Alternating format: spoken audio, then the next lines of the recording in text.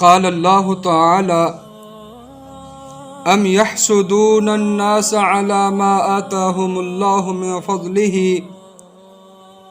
اللہ تعالیٰ فرماتے ہیں کیا وہ دوسرے لوگوں پر اس لیے حسد کرتے ہیں کہ اللہ تعالیٰ نے اپنے فضل سے انہیں کچھ دے رکھا ہے، اللہ نے انہیں عطا کیا ہے۔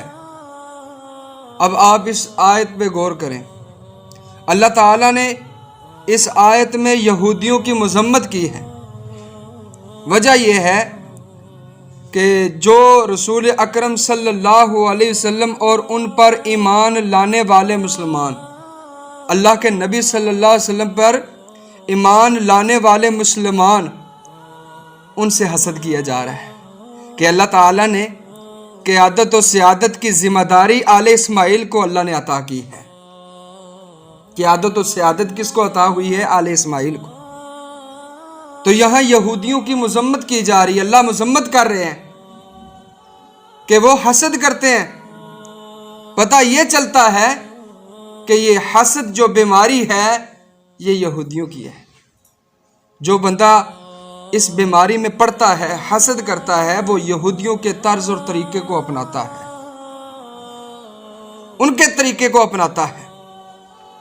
نبی محترم صلی اللہ علیہ وسلم کی ایک حدیث، کائنات کے امام صلی اللہ علیہ وسلم ارشاد فرماتے ہیں سیصیب امتی داء الامم، کائنات کے امام صلی اللہ علیہ وسلم ارشاد فرماتے ہیں ان قریب میری امت کو پہلی امتوں کی بیماری لگ جائے گی، پہلی امتوں کی بیماری لگ جائے گی۔ تو صحابہ اکرام رضوان اللہ علیہم اجمعین نے کہا اے امام الانبیاء صلی اللہ علیہ وسلم وما داء الامم، پہلی امتوں کی بیماری سے کیا مراد ہے؟ کیا مراد ہے؟ اللہ کے نبی صلی اللہ علیہ وسلم ہمیں بتائیں۔ تو کائنات کے امام صلی اللہ علیہ وسلم ارشاد فرماتے ہیں اے میرے صحابہ العشر، سب سے پہلی بیماری ناشکری، پہلی امتوں میں بھی ناشکری تھی، میری امت میں بھی یہ بیماری ہوگی۔ پھر اللہ کے رسول صلی اللہ علیہ وسلم ارشاد فرماتے ہیں والبطر، سرکشی، سرکشی، حق بات کا انکار کرنا، یہ پہلی امتوں میں بھی یہ بیماری تھی، میری امت میں بھی یہ بیماری ہوگی۔ والتکاثر، زیادہ سے زیادہ مال دولت کو اکٹھا کرنا، جمع کرنا، یہ پہلے لوگوں میں بھی بیماری تھی، میری امت میں بھی یہ بیماری ہوگی۔ والتنافس فی الدنیا، دنیا کے حصول کے لیے ایک دوسرے سے آگے بڑھنے کی بیماری، کوشش کرنا کہ اس سے آگے بڑھا جائے، اس کو اللہ نے دیا ہے، میں اس سے بھی آگے بڑھ جاؤں۔ اللہ کے رسول صلی اللہ علیہ وسلم ارشاد فرماتے ہیں یہ پہلی امتوں میں بھی تھی، میری امت میں بھی یہ ہوگی۔ پھر اللہ کے رسول صلی اللہ علیہ وسلم ارشاد فرماتے ہیں والتباغض، ایک دوسرے سے بغض رکھنا، پہلی امتوں میں بھی ہوگی، میری اس امت میں بھی یہ بیماری ہوگی۔ پھر کائنات کے امام صلی اللہ علیہ وسلم ارشاد فرماتے ہیں والتحاسد حتی یکون البغی، کائنات کے امام صلی اللہ علیہ وسلم ارشاد فرماتے ہیں پھر ایک دوسرے کے ساتھ حسد کرنا۔ اللہ نے ایک اگر کسی پر اپنی نعمت واضح کی ہے، اللہ نے کوئی نعمت عطا کی ہے، تو سڑنا، جلنا کہ اللہ نے اس کو یہ نعمت کیوں عطا کی ہے، اللہ نے اس کے لیے آسانی کیوں کی ہے، ایک دوسرے پہ حسد کرنا۔ اللہ کے نبی صلی اللہ علیہ وسلم ارشاد فرماتے ہیں یہ بیماری پہلے امتوں میں بھی تھی، میری اس امت میں بھی ہوگی۔ حتی یکون البغی، کائنات کے امام صلی اللہ علیہ وسلم ارشاد فرماتے ہیں یہاں تک کہ نوبت ظلم تک پہنچ جائے گی، نوبت ظلم تک پہنچ جائے گی، بغاوت تک پہنچ جائے گی۔ اب اندازہ کریں کتنے سخت الفاظ رسول اللہ صلی اللہ علیہ وسلم نے الفاظ بیان کیے ہیں۔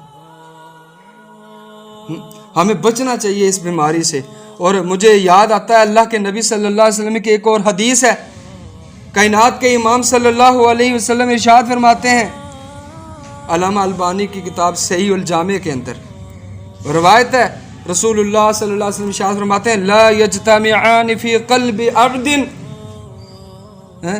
کسی بندے کے دل میں دو چیزیں جمع نہیں ہو سکتی، کسی انسان کے دل میں دو چیزیں جمع نہیں ہو سکتی۔ اللہ کے نبی صلی اللہ علیہ وسلم ارشاد فرماتے ہیں الایمان والحسد ایمان اور حسد، ایمان اور حسد دو چیزیں اکٹھی نہیں ہو سکتی۔ یعنی اگر بندے کے دل میں سچا ایمان ہوگا تو اس میں حسد نہیں ہوگا انشاءاللہ۔ ایمان ہے تو حسد نہیں، اگر حسد ہے تو ایمان نہیں ہے، ایمان سے خالی ہے وہ۔ ہمیں اپنے دلوں کو ٹٹولنا ہے، ہمیں جانچنا ہے، پرکھنا ہے کہ ہمارے دلوں میں ایمان ہے یا نہیں، کیا اس میں حسد تو نہیں ہے، ہم کسی مسلمان پہ حسد تو نہیں کر رہے۔ کائنات کے امام صلی اللہ علیہ وسلم کی ایک اور حدیث، اللہ کے نبی صلی اللہ علیہ وسلم ارشاد فرماتے ہیں لا یزال الناس بخیر ما لم یتحاسدوا۔